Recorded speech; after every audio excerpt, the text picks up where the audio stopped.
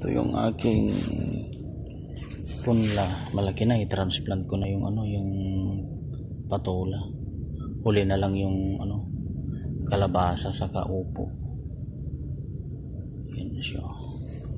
Transplant ko na. Itong sitaw ko, ang ganda ng sibol niya, green na green. Ayan,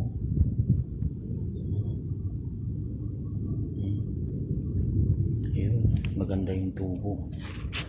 Diyan ko mamaya gagawan ko ng dito pa yung iba lumalabas pa lang. Ayun, palabas pa lang yung iba.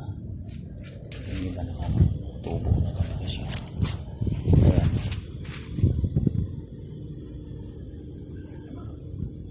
Ayan. Ganda na sibol ng sitaw ko.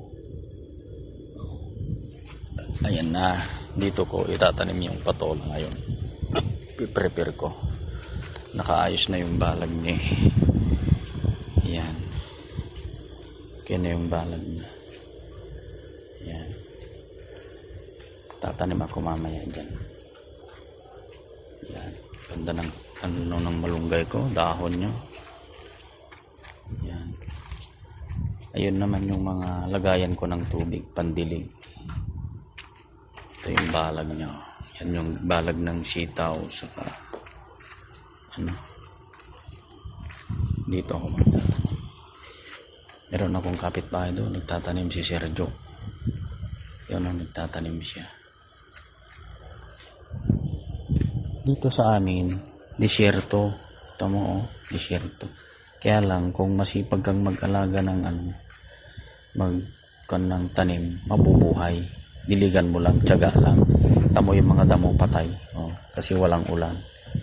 Tagal nang walang ulan, kalahating taon na mahigit. Buhay lang itong mga halaman namin kasi ito halaman ko kasi dinidiligan ko lagi pag sa hapon, tapos bago magdilim, madidiligan na yan. Dito ko tatanim yan patola ko. Prepare ko muna yung taniman.